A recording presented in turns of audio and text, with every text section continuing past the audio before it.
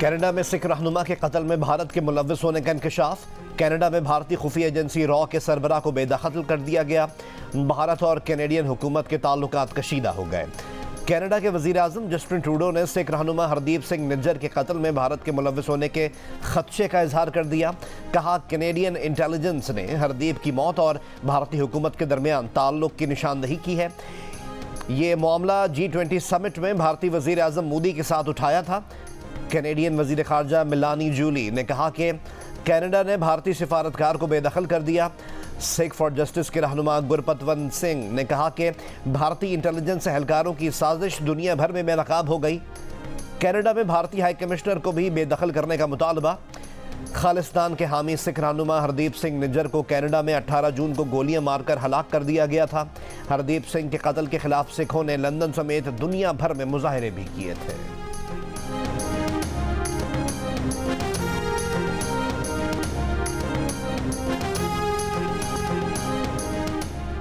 Canada में भारतीय खुफिया एजेंसी रॉ के सरबराह को मुल्क बदर कर दिया गया। मीडिया रिपोर्ट्स के मुताबिक कनाडा की खुफिया एजेंसी के सरबराह का भारत का हंगामी दौरा।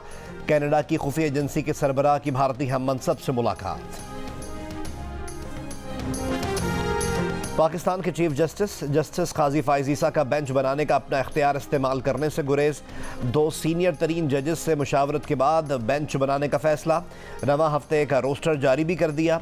बेंच नंबर 1 में खुद चीफ जस्टिस ऑफ पाकिस्तान बैठेंगे। उनके साथ जस्टिस अमीनुद्दीन और जस्टिस अतहर मिनुल्ला होंगे।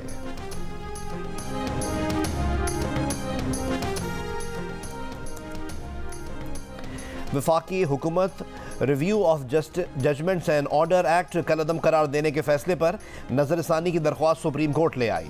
दरख्वास्त बजरिया अटॉर्नी जनरल दायर कर दी। सुप्रीम कोर्ट के 3 रुकनी बेंच ने 11 अगस्त को review of judgments and orders act कलअदम करार दिया था। Review of judgments and orders act के तहत यह हक दिया गया था कि अगर किसी को आर्टिकल 184(3) के तहत सजा हुई हो तो उसे अपील का हक हासिल होगा। इस आर्टिकल के तहत सुप्रीम कोर्ट अवामी मफाद में किसी भी मामले पर खुद नोटिस ले सकती है। सुप्रीम कोर्ट ने प्रैक्टिस एंड प्रोसीजर एक्ट पर बेंचेस बनाने से मुतालिक हुक्म में इम्तना ख़त्म कर दिया। केस की समाअत जारी रहेगी। बेंचेस बनाने पर हुक्म इम्तना ख़त्म होने से अब बेंचेस की तश्कील चीफ जस्टिस 2 सीनियर जजेस की मुशावरत से करेंगे। चीफ जस्टिस काजी फाइज ईसा की सरबराही में फुल कोर्ट में प्रैक्टिस एंड प्रोसीजर एक्ट के खिलाफ दरख्वास्तों पर समाअत 3 अक्टूबर तक मुलतवी। फरीकैन से 25 सितंबर तक जवाब तलब। मुल्की तारीख में पहली बार अदालती कार्रवाई टेलीविजन पर बराह रास्त नशर की गई।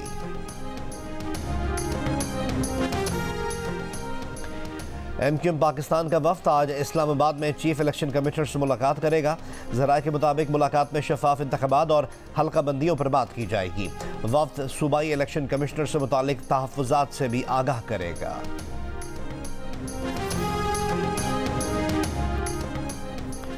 अक़वाम मुत्तहिदा की जनरल असम्बली का 78वां इजलास आज से शुरू होगा। दुनिया भर से 140 से ज़ायद रहनुमा और रियासती नुमाइंदे खिताब करेंगे।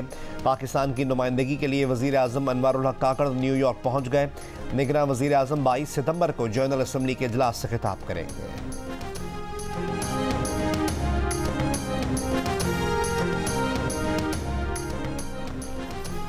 वज़ीर ख़ारजा जलील अब्बास जिलानी की UN हेडक्वार्टर में इमाराती हम मनसब शेख अब्दुल्ला बिन ज़ैद बिन सुल्तान अल नहयान से मुलाकात। 2 तरफ़ा ताल्लुकात पर तबादला ख्याल। वज़ीर ख़ारजा की नॉर्वेजियन और नेदरलैंड्स के वज़राए ख़ारजा से भी मुलाकातें। 2 तरफ़ा ताल्लुकात मजबूत बनाने का आज़म। अक़वाम मुत्तहिदा के नुमाइंदे मिगुएल एंजल मोराटिनो से भी मिले। वज़ीर ख़ारजा का मशरिक़ वस्ता में क़याम अमन के लिए वज़रा सतह के इजलास से खिताब।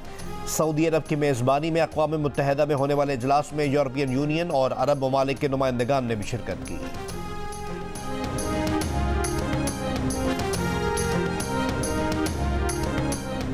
और फास्ट बॉलर शाहीन शाह अफरीदी और शाहिद अफरीदी की बेटी अंशा की शादी की तकरीब आज इस्लामाबाद में होगी।